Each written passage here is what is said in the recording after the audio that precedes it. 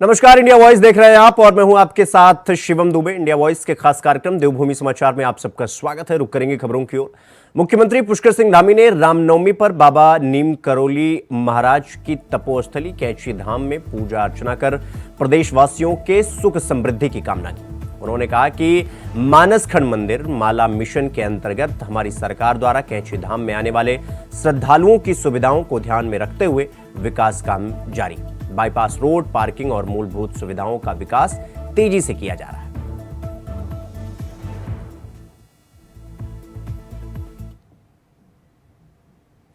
खबर नैनीताल से है, जहां मुख्यमंत्री पुष्कर सिंह धामी ने घोड़ाखाल के सैनिक स्कूल के छात्र छात्राओं से मुलाकात की। तो वहीं मुख्यमंत्री धामी ने विद्यार्थियों को उज्जवल भविष्य की उनको शुभकामनाएं दी।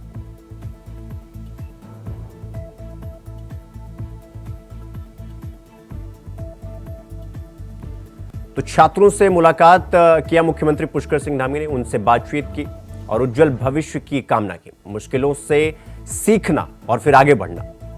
और छात्रों से मुलाकात करने के बाद उनसे मुख्यमंत्री पुष्कर सिंह धामी ने उनसे बातचीत की और उनके उज्जवल भविष्य की कामना की और मुश्किलों से सीखना और फिर जीवन में आगे बढ़ना, ये कहा मुख्यमंत्री ने छात्र छात्राओं से।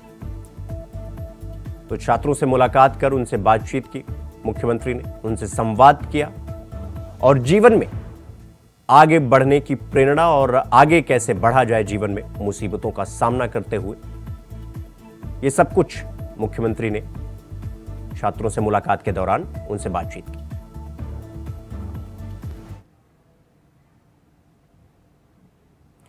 खबर देहरादून से है, जहां बीजेपी चुनाव प्रभारी दुष्यंत गौतम ने बताया कि जिस तरह से बीजेपी ने प्रचार प्रसार किया है, इससे आम जनमानस का अपार समर्थन मिल रहा है।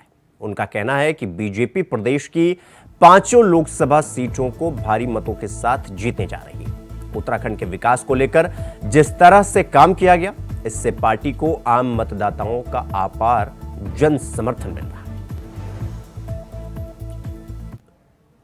उत्तराखंड में हमने सभी को आयुष्मान कार्ड देने का काम किया है। हम ये कह सकते हैं डबल इंजन की सरकार ने जिस प्रकार से मिलकर आगे बढ़ के काम करना चाहिए था, उसका कई 100 प्लान गुना हमें उससे लाभ हुआ है, जनता को भी लाभ हुआ है। हम जहाँ विकसित भारत की बात करते हैं, देश के प्रधानमंत्री, हम विकसित उत्तराखंड भी उसमें देखते हैं। ट्रेन की कनेक्टिविटी देखते हैं, एयर की कनेक्टिविटी देखते हैं, रोड की कनेक्टिविटी देखते हैं, दिल्ली से उत्तराखंड का देहरादून का आवागमन, सभी लोग उत्साहित होकर कहते हैं। इन सब कामों को देखते हुए उत्तराखंड की जनता ने आज मन बना लिया है कि हमें ऐसी ही सरकार चाहिए थी। जो हमारे क्रांतिकारियों ने सपना देखा था, उसके अनुरूप आज उत्तराखंड विकास भी कर रहा है। और मोदी जी ने स्वयं भी कहा है कि मैं जब 400 सीटें जीतने का संकल्प लेता हूं, उसमें 5 उत्तराखंड की भी। रुक करेंगे अगली खबर की ओर। अगली खबर देहरादून से है, जहां बीजेपी प्रदेश कार्यालय में प्रबुद्ध जन सम्मेलन आयोजित किया गया, जिसमें बीजेपी के प्रदेश प्रभारी और लोकसभा चुनाव प्रभारी राष्ट्रीय राज्य महामंत्री दुष्यंत गौतम मौजूद रहे। इस मौके पर चुनाव प्रभारी दुष्यंत गौतम ने सुजाता डबराल नोडियाल की किताब आंखों यो धन छन का विमोचन किया। यह पुस्तक प्रधानमंत्री नरेंद्र मोदी की मूल भाषा गुजराती में लिखी और हिंदी में अंजना संगीर की कविताओं के संग्रह आंख आ धन्य छे का गढ़वाली भाषा में अनुवाद है। आपको बता दें कि अब तक कुमाऊनी, नेपाली, मराठी, पंजाबी सहित भारत की लगभग 25 भाषाओं में इस पुस्तक का अनुवाद हो चुका है।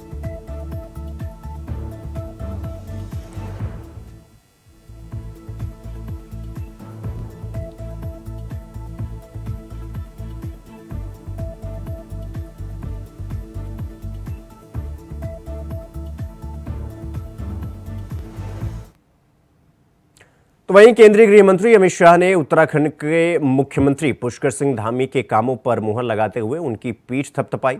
अमित शाह ने कहा कि धामी जब भी दिल्ली आते हैं, राज्य के लिए डिमांड की लंबी फहरिस्त उनके हाथ में होती है। देवभूमि को बहुत अच्छा मुख्यमंत्री मिला है। शाह ने खासतौर पर देश के राज्यों में सबसे पहले उत्तराखंड में यूसीसी लागू करने पर धामी की जमकर सराहना की।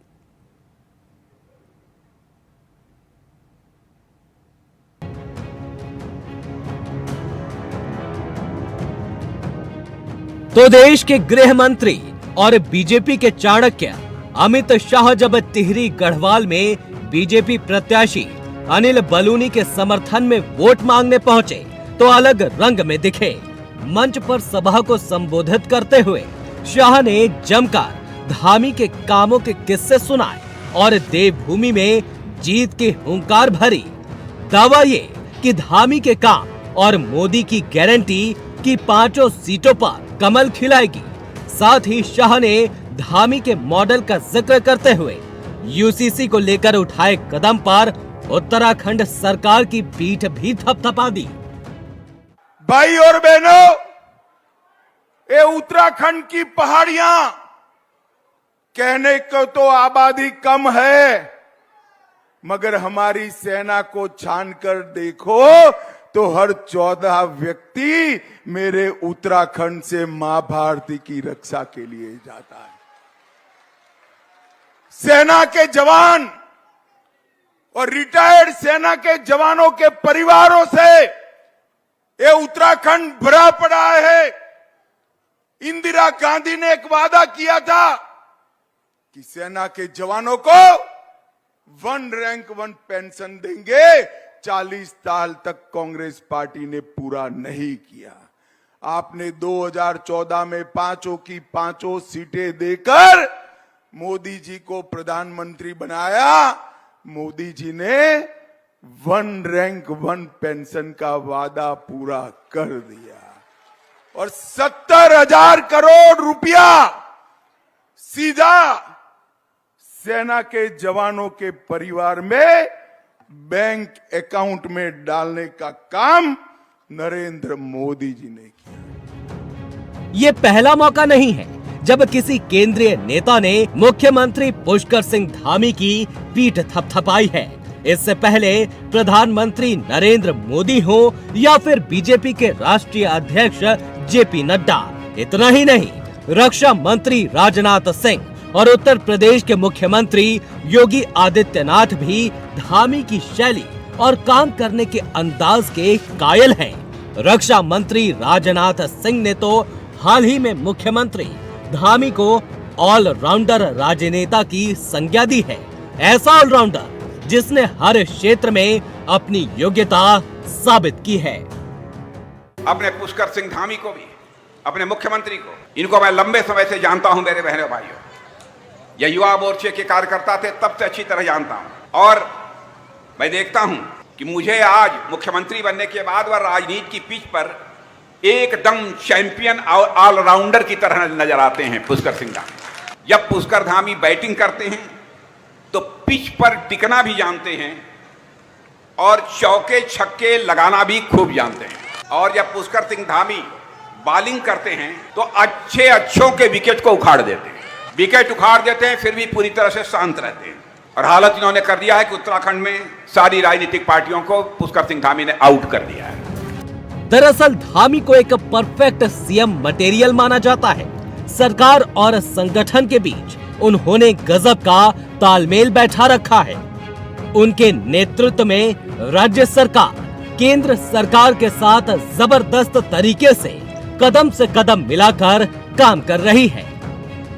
निश्चित रूप से उत्तराखंड में इन 7 वर्षों में काफी विकास हुआ है और भारत सरकार का हम बहुत बहुत धन्यवाद देना चाहते हैं कि प्रधानमंत्री जी के नेतृत्व में, गृह मंत्री जी के नेतृत्व में जब भी हमने जो मांगा भारत सरकार से, उन्हें उत्तराखंड के लिए हमको उतना पैसा दिया है और आज उत्तराखंड बहुत तेजी से विकास की ओर अग्रसर है। जी निश्चित रूप से मैं फिर कह रहा हूँ कि इस बार पूरे उत्तराखंड की जनता भी कह रही है कि जैसे देश विकास कर रहा है वैसे उत्तराखंड राज्य विकास कर रहा है।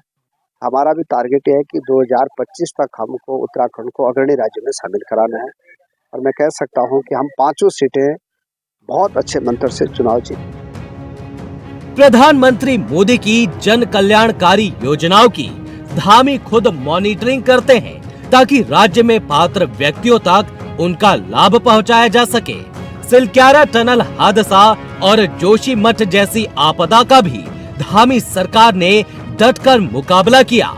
G20 के 3 महत्वपूर्ण कार्यक्रमों और उत्तराखंड ग्लोबल इन्वेस्टर्स समिट के सफल आयोजन को लेकर धामी सरकार ने देश और दुनिया का ध्यान उत्तराखंड की ओर खींचा है, मगर अब बारी चुनाव की है।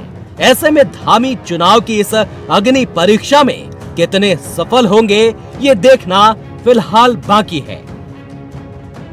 ब्यूरो रिपोर्ट, अभय कैंतुरा, देहरादून।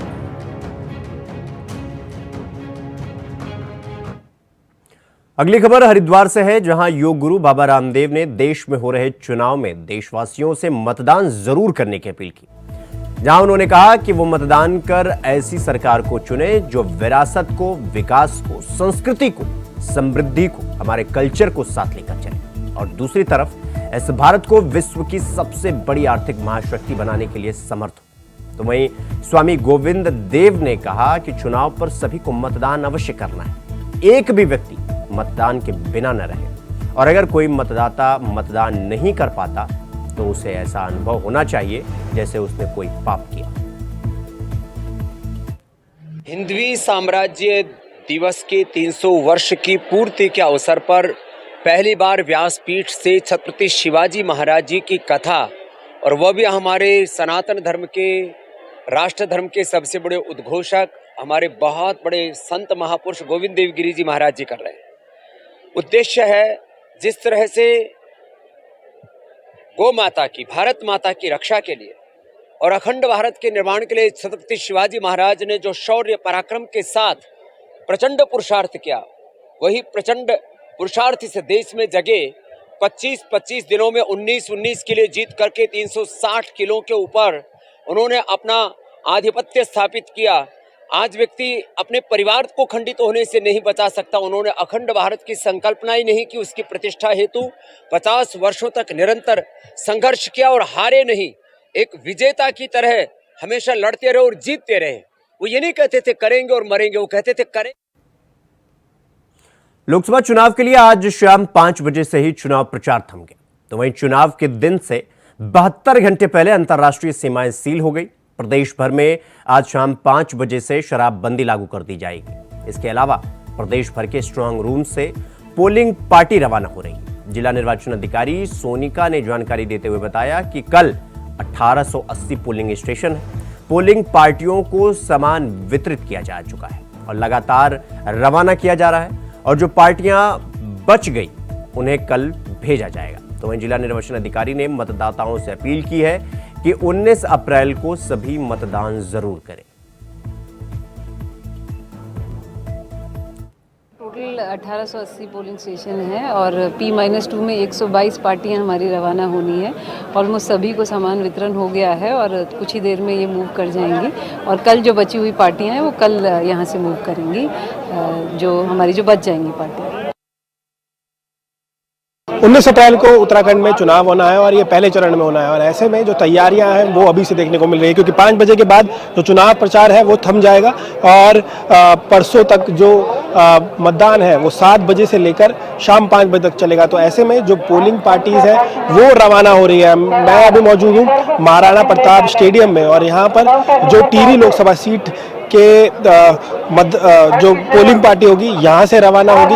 यहाँ की बात करूँ टिहरी लोकसभा सीट की तो 1880 जो पोलिंग पार्टीज हैं वो यहाँ से रवाना होगी और पूरे प्रदेश भर की मैं बात करूँ तो करीब 11,729 पेटियाँ पोलिंग पेटियाँ रवाना होंगी। पूरे जितने भी क्षेत्र हैं वहाँ तक पहुँचने की कोशिश करेंगे। और वोटर्स की बात करी जाए तो 83 लाख वोटर्स हैं पूरे उत्तराखंड में, जिसमें से 40 लाख महिलाएं हैं और 43 लाख पुरुष हैं। तो ऐसे में 19 अप्रैल को जब चुनाव मतदान होगा तो ऐसे में जो पोलिंग पार्टीज़ हैं वो वहाँ पर मौजूद होगी और उसके लिए तैयारियाँ यहाँ पर तेज़ हो गई है और जो पोलिंग पार्टीज़ हैं वो धीरे धीरे अपनी मूव करती हुई नज़र आ रही है। और अब देखना होगा जब मतदान होगा तो जो प्रत्याशी हैं 55 प्रत्याशी, उनकी जो किस्मत है वो मतदान पेटियों में कैद होगी और जब 4 जून होगा तो उसका रिजल्ट सबके सामने होगा। कैमरा जर्नलिस्ट निशांत चौहान के साथ मैं तुषार गुप्ता, इंडिया वॉइस।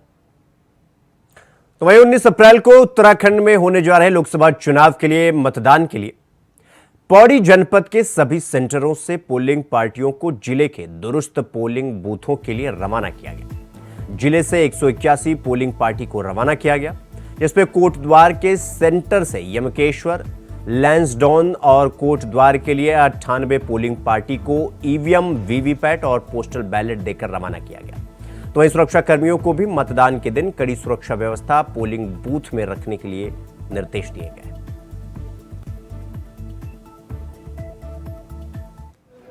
आज डिग्री कॉलेज से जो है जो हमारा कोटद्वार है, कोटद्वार से आज 5 पार्टियां जो है प्रस्थान कर रही हैं और यूपीएससी से 6 पार्टी है और लैंसडाउन से जो है 87 पार्टी है। टोटल जो है 98 पार्टी है जो आज डिग्री कॉलेज से चुनाव के लिए प्रस्थान कर रही है। लोकसभा चुनाव के लिए उत्तराखंड में पहले चरण में मतदान होना है। ऐसे में 19 अप्रैल को होने वाले पहले चरण के मतदान को देखते हुए उत्तराखंड में आज चुनावी शोर शाम 5 बजे के बाद थम गया। पिछले 1.5 महीने में चुनाव प्रचार के दौरान जनता राजनीतिक दलों के स्टार प्रचारकों के वादों को सुनती रही, पर अब उनका मंथन कर अपना वोट डालने का काम करेगी। इस पर ज्यादा जानकारी दे रहे हैं हमारे संवाददाता भैया। उत्तराखंड में लोकसभा चुनाव के लिए 19 अप्रैल को मतदान होना है। ऐसे में जो चुनावी शोर था वो आज शाम 5 बजे थम चुका है। यानी उत्तराखंड में चुनाव प्रचार का जो शोर था वो थम चुका है। सियासी दलों ने इस दौरान जमकर प्रचार प्रसार यहाँ पर किया। पिछले 1 महीने से ज्यादा का समय जो सियासी दलों को चुनाव प्रचार के लिए मिला था, उसमें स्टार प्रचारकों की दौड़ लगातार उत्तराखंड में होते रहे। जनता को लुभाने का काम उनकी तरफ से किया गया, ढेरों वायदे जनता के सामने किए गए और जनता भी अब उन सब चीजों को परखने का काम यहाँ पर करती रही। 19 अप्रैल को मतदान होना है और ऐसे में अब देखना यह होगा कि जनता 19 अप्रैल को जनप्रतिनिधियों के किन वायदों पर अपना वोट करती है और किस प्रकार से जनप्रतिनिधि को चुनने का काम करती है। लेकिन इतना जरूर कहा जा सकता है कि उत्तराखंड में ये चुनावी मुकाबला चुनाव प्रचार के दौरान काफी सियासी रोचक मोड़ पर देखता हुआ नजर आया, जहां पर राजनीतिक दलों के लिए मुसीबतें निर्दलीय प्रत्याशी भी बने। लेकिन चुनाव प्रचार में जनता भाजपा कांग्रेस के स्टार प्रचारकों के बीच नजर आई। कैमरामैन अर्चना साथ अभय केंतुरा, इंडिया। खबरों में आगे बढ़ेंगे। अगली खबर हरिद्वार से है, जहां जिलाधिकारी धीराज सिंह गर्ब्याल और पुलिस कप्तान प्रमेंद्र सिंह डोभाल की अध्यक्षता में पुलिस बल की ब्रीफिंग आयोजित की गई। लोकसभा चुनाव को सकुशल कराने को लेकर जिला पुलिस और आम प्रशासन पूरी तरीके से मुस्तैद है, तैयार है।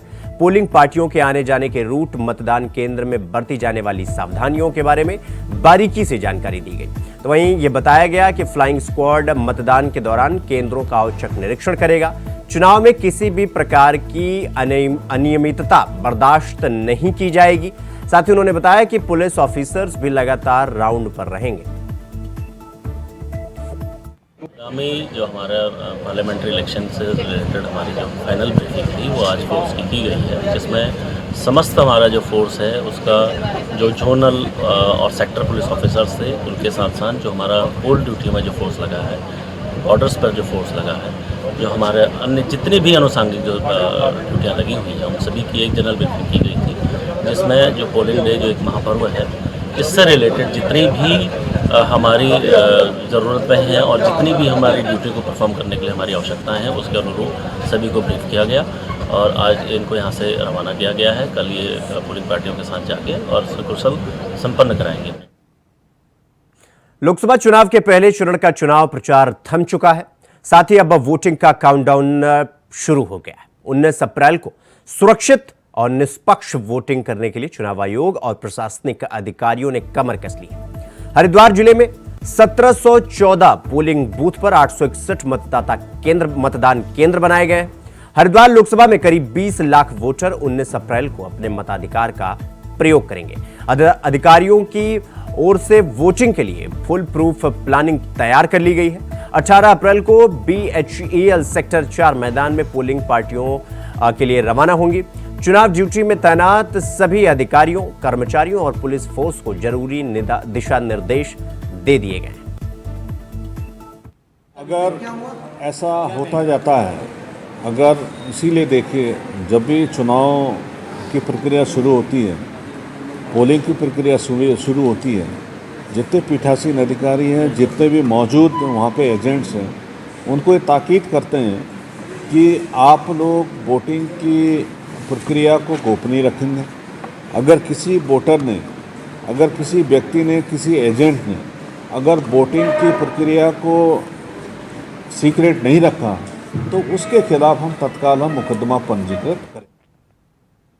तो वहीं भारत के निर्वाचन आयोग ने अपने विशेष निगरानी और छापा अभियान में नकदी, शराब, ड्रग्स और मुफ्त सामान जब्त किया है और उसका एक रिकॉर्ड भी बनाया है। आपको बता दें कि चुनाव प्रचार में धनबल को रोकने के लिए चुनाव आयोग ने विशेष निगरानी और छापा अभियान में उत्तराखंड से 22.5 करोड़ रुपए की नकदी, शराब, ड्रग्स और कीमती सामान जब्त किया। साथ ही 2019 लोकसभा चुनाव के दौरान बरामद राशि की तुलना में ये 3 गुना राशि से भी अधिक है। इस बार हमने 2019 की चुनाव की तुलना में हमने काफी बड़ी मात्रा में इस बार लिकर, कैश की यहाँ पर हमने बरामदगी किया है। लगभग 17 करोड़ रुपए की वैल्यू का अभी तक हमने बरामदगी किया है। अभी 2-3 दिन और बचा है, तो उम्मीद है कि ये मात्रा बढ़ेगी यहाँ पर, क्योंकि लास्ट फेज में हमारी सख्ती भी काफी ज्यादा हो जाती है। हमारे जो फास्ट ट्रैक टीम और वीडियो सर्विलेंस टीम काफी सख्ती हम। उत्तराखंड में लोकसभा चुनाव के लिए चुनाव प्रचार का शोर थम चुका है और अब सियासी दलों के नेता डोर टू डोर प्रचार करने लग गए हैं।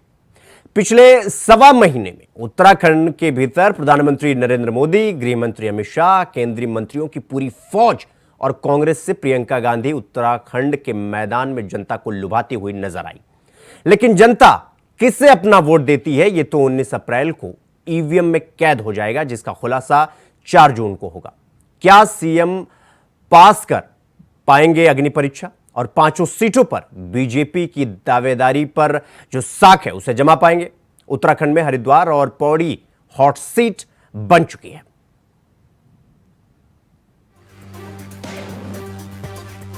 उत्तराखंड में लोकसभा चुनाव के लिए सीधा मुकाबला बीजेपी और कांग्रेस के बीच देखने को मिल रहा है। कांग्रेस के स्टार प्रचारक प्रियंका गांधी, सचिन पायलट और स्थानीय चेहरे जनता को अपने पक्ष में लामबंद करते हुए नजर आए, जबकि सत्ताधारी दल बीजेपी ने अपने स्टार प्रचारकों की पूरी फौज उत्तराखंड में खड़ी कर दी। उत्तराखंड में मुख्यमंत्री पुष्कर सिंह धामी ने अकेले 88 से ज्यादा चुनावी जनसभाएं और रोड शो किए। मुख्यमंत्री पुष्कर सिंह धामी ने 70 की 70 विधानसभाओं का दौरा तक कर लिया और जनता को अपनी सरकार में किए गए एक एक काम की याद भी दिलाई। साथ ही बीजेपी ने उत्तराखंड में 13 बड़े चेहरों को चुनावी रण में उतारा, जिसमें देश के प्रधानमंत्री नरेंद्र मोदी के 2 चुनावी जनसभाएं उत्तराखंड में हुई, जबकि गृह मंत्री अमित शाह की चुनावी सभा भी हुई। तो वहीं केंद्रीय मंत्री राजनाथ सिंह ने भी 4 जनसभाएं की, जबकि स्मृति ईरानी भी चुनावी रण में देवभूमि में वोट मांगने पहुंची। इतना ही नहीं, सबसे ज्यादा डिमांड में रहने वाले उत्तर प्रदेश के मुख्यमंत्री योगी आदित्यनाथ भी चुनावी जनसभाएं करते हुए दिखाई दिए, वो भी 4-4। लोकसभा चुनाव के दौरान आरोप प्रत्यारोप का सिलसिला भी खूब चला। कुछ पर्सनल तो कुछ पार्टी की रीति नीति पर भी सवाल उठते रहे, तो कुछ नेता तो इमोशनल भी हो गए।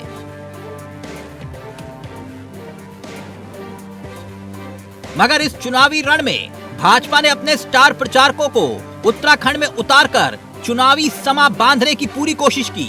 वहीं दूसरी तरफ स्टार प्रचारकों को लेकर कांग्रेस पिछड़ती हुई नजर आई। प्रियंका गांधी और सचिन पायलट ही कांग्रेस की तरफ से बड़े चेहरों में दिखाई दिए, मगर कांग्रेस की स्टार प्रचारकों को लेकर कुछ अलग थ्योरी है। लोकसभा चुनाव में हमने अपने सीनियर लीडर्स को बुलाने का आग्रह करा। उसमें माननीय प्रधानमंत्री जी से लेके माननीय राष्ट्रीय अध्यक्ष जी से लेके अमित शाह जी, राजनाथ सिंह जी, ऐसे सभी नेता, वीके सिंह जी हमारे बीच में आए, नायब सिंह सैनी हमारे बीच में आए, शांतनु ठाकुर हमारे बीच में आए, शाहनवाज हुसैन हमारे बीच में आए, योगी जी जो कि बहुत ही चर्चित जो रहे, ऐसे ही अमित भाई शाह हमारे बीच में आए। मुझे लगता है कि लगभग 13 नेता हमारे बीच में बाहर से, दिल्ली से और हमारे राष्ट्रीय नेतृत्व के रूप में हमारे बीच में आए। आज भी अगर आप नजर घुमाकर देखेंगे तो भारतीय जनता पार्टी के कार्यकर्ता या नेता आपको अपने स्टार प्रचारकों के साथ हवाई जहाज में 1 घंटे या 2 घंटे की रैली या जनसभा करते हुए दिखाई पड़ेंगे और उसके बाद प्रचार समाप्त। वहीं दूसरी ओर कांग्रेस पार्टी के कार्यकर्ता घर घर जा रहे हैं, डोर टू डोर कैंपेन कर रहे हैं, मतदाताओं के साथ अपना सीधे संवाद स्थापित कर रहे हैं और कनेक्ट बनाने की कोशिश कर रहे हैं। यही अंतर है कांग्रेस पार्टी में। कांग्रेस पार्टी एक जमीनी पार्टी है और भारतीय जनता पार्टी जमीन से कोसों दूर आसमान में उड़ान भरने वाली पार्टी है। उत्तराखंड में भाजपा हो या फिर कांग्रेस, दोनों चुनाव जीतने के दावे कर रहे हैं, लेकिन जनता जनार्दन होती है और वही तय करती है कि उसका नेता कौन है।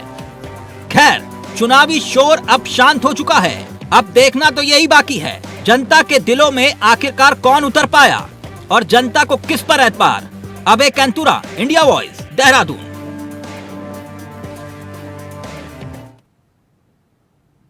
तो देवभूमि समाचार में फिलहाल अभी के लिए बस इतना ही। देश और दुनिया की तमाम खबरों को देखने के लिए देखते रहिए इंडिया वॉइस। नमस्कार।